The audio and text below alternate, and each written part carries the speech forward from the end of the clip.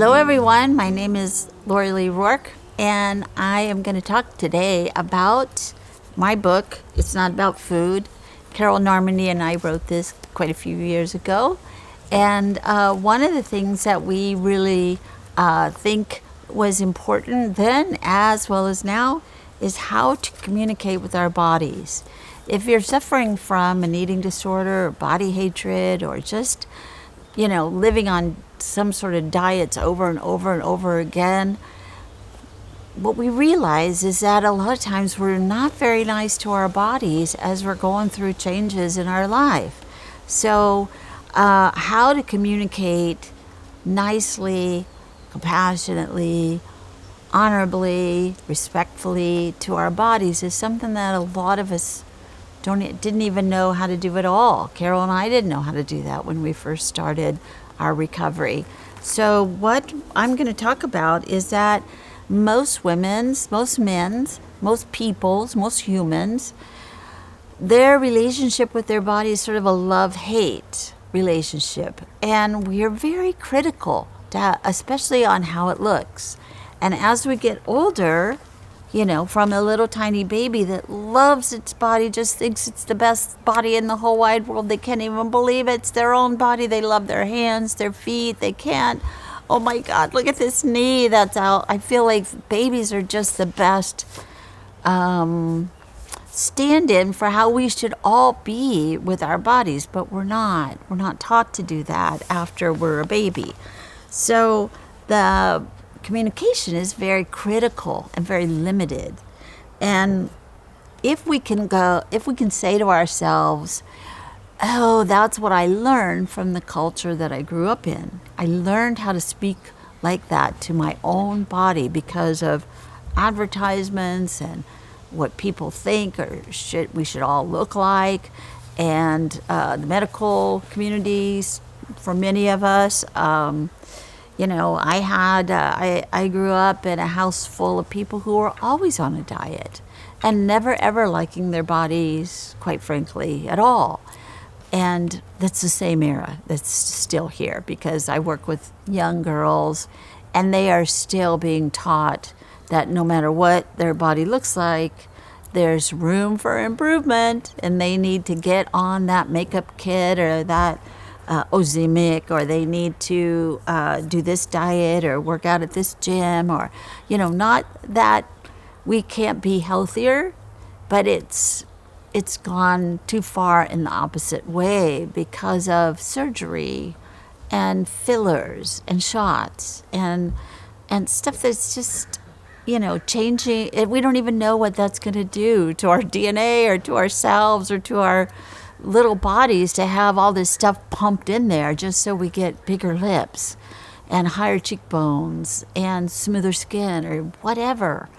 So I want to talk about what that does to our emotional selves, because we're body, mind, and spirit. So when we are constantly told that our bodies are not okay, that really erodes our self-esteem and makes us think and believe that we're not okay.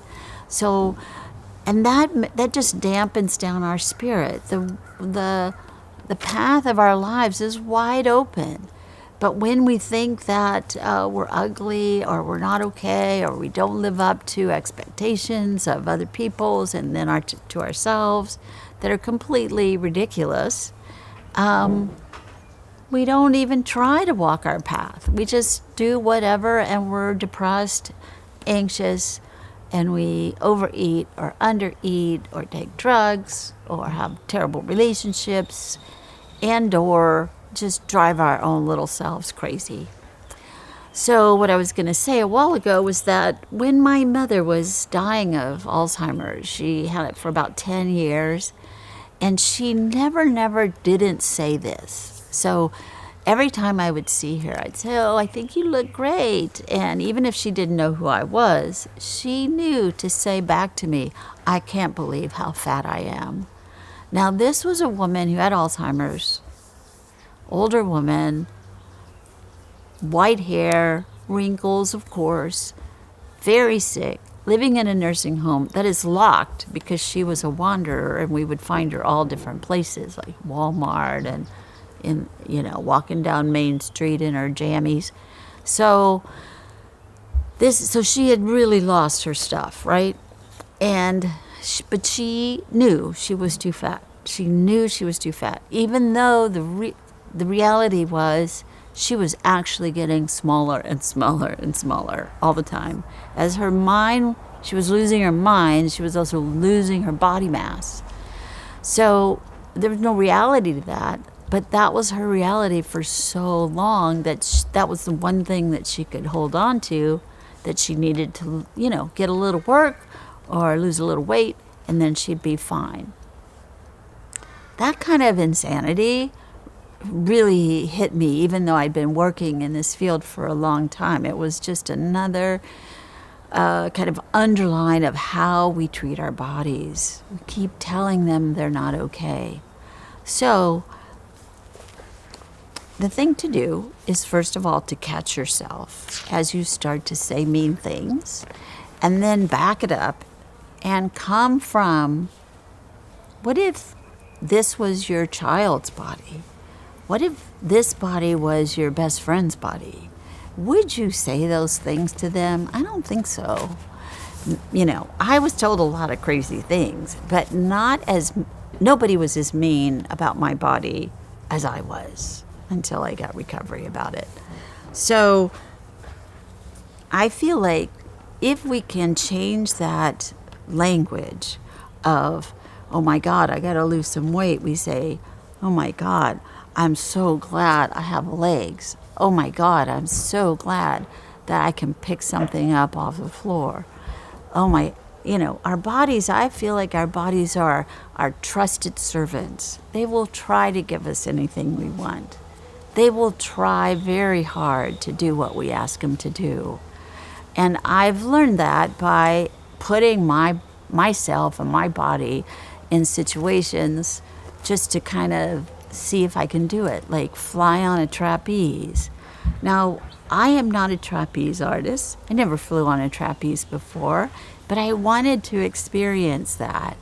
And I made my body climb up this tiny little ladder all the way to the very top and stand on sort of a popsicle stick and stand there with a bar like this that was hooked to some kind of thing on the ceiling.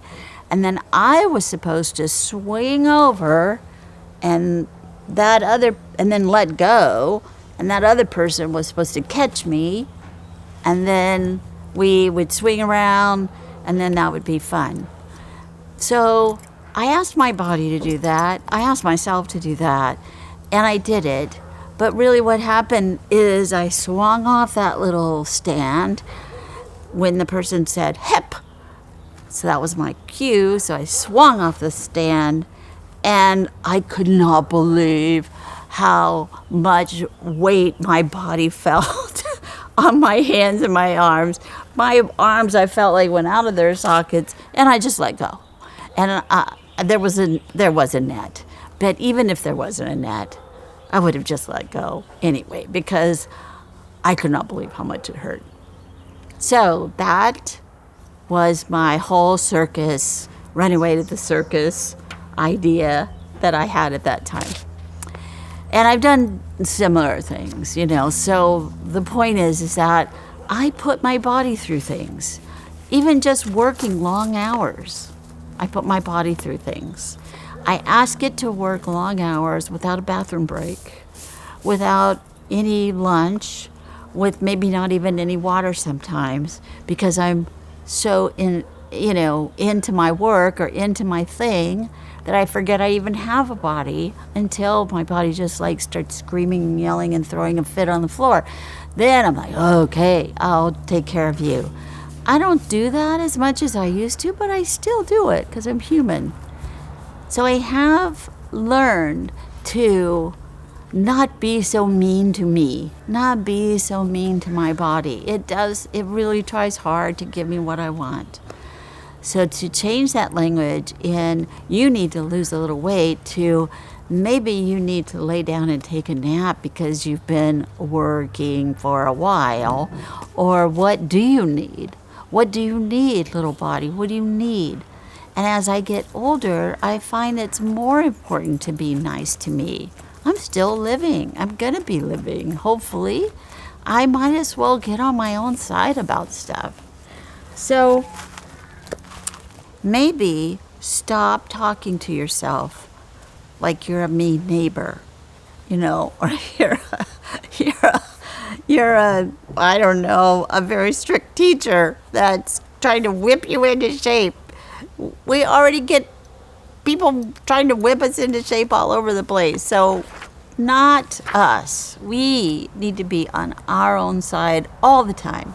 So maybe right now for the exercise, pick a body part that you kind of don't like. Maybe you've been told all your life, you have a big butt. Maybe you've been told all your life, those hips, they're not happening for us. They're not going into skinny jeans. Maybe you've been told your stomach sticks out and you look like you're pregnant, whether you're not. Or like as we get older, we start to think, oh, my face is falling off. And I have people sit down and look me in the face, and we're talking about how they can start to love their bodies, eat intuitively, take care of themselves emotionally. And they'll sit there because there's a mirror in the room somewhere and start to go like this. Like they give themselves a tiny little facelift. And then they let go, and they don't like what it looks like when they let go. But they do like what it would look like if they could turn back the time, which we cannot do, or get surgery, which, it's your choice, but really. And this is just because we're aging, or people don't like their arms or their legs. They're unhappy with cellulite, which if you look at pictures in the Louvre, paintings that have been there for hundreds of years, or you see statues that have been there around for thousands of years, and there is cellulite on the women's thighs and their butt. It must not be a new thing. But what's a new thing is we have a cream, a magic cream, that costs $120 an ounce that will take away that ugly, whatever, dimply thing, which is just a natural thing that happens with our bodies. So we make things that are natural and normal and just the aging process into something that somebody's going to sell us something in order to take that away. So this is why our communication with our bodies gets so crazy. So instead of that, think about a part that you don't like and realize that you've been told not to like that. Whether it's just completely out in the open, not to like it, or it's subtle. Put your hands on that part. I put my hands on my tummy because I was teased about my tummy my whole life. So put your hand, or put your hands on your thighs or your butt or your breasts or your arms, whatever it is, and see if you can't say to yourself, I accept you. I love you. I'm sorry that I've been so mean to you. I'm glad you're here. If I didn't have a tummy, I would be very sad because that would mean I couldn't eat, and I love to eat. And our stomachs do so much for us. They are the sort of the solar plexus, right? It's like the seat of our power, and we really need our tummies. So appreciate it. Tell it that you love it. Tell it that you're sorry for being mean. Tell this whatever body part it is, I love you. I love you. I'm glad you're here. And I'm sorry for all the things I've told you. And I'm going to stop doing that. And then the trick is to catch yourself every time you do it. So you start to have a thought, oh, I should lose some weight. Oh, I don't like my tummy. Oh, my thighs are too big. My butt's sticking out. The next thought is, I'm sorry I said that. That was mean of me to say that. And you're okay. This is me. This is my own head going on. This is the culture I live in. This is the advertisement companies that have done a good job about thinking that I should fill in the blank about whatever body part I think is not okay. So realize that. We've been brainwashed. This is what brainwashing is. It tells us things that are not really facts and makes us believe those facts. Those things are not really facts, and then feel bad about it. That's how brainwashing works. So let go of that. That's not going to serve you. It's not going to be good for you. You want to, live in the body that you have. This is the body that you're going to live in the rest of your life. As long as your heart beats, this is your body. No matter what happens to it, this is your body. You don't get another one. And you come in with this body and you will leave with this body. So appreciate it. It's like having a really, really good book to read. Appreciate that book while you have it. You can't always just read the same book over and over. Well, you can if you want to read. It's not about food. You can read this over and over. I do. So thank you very much for listening. Be kind, not only to your body, but to yourself. Body, mind, and spirit. Get on the same page. All three parts of you are all wonderful and all good. And we will see you next month with another video. Thanks so much. Please listen to my podcast. It's Not About Food podcast. If you'd like to be on my newsletter, emails, please email me at lauraleerourke.com. Also, you can be a Patreon subscriber. That would be great to have you. And Beyond Hunger has a new website. Yay, after like a million years, 11 billion years, we have a new website, and it is www.beyond-hunger.com. Beyond-hunger. Beyond-hunger. Sounds like a Beyond-hunger sounds like a food delivery service or something. But it is about beyond the hunger of yourself. There's a whole world out there. Please join me in it. Thank you.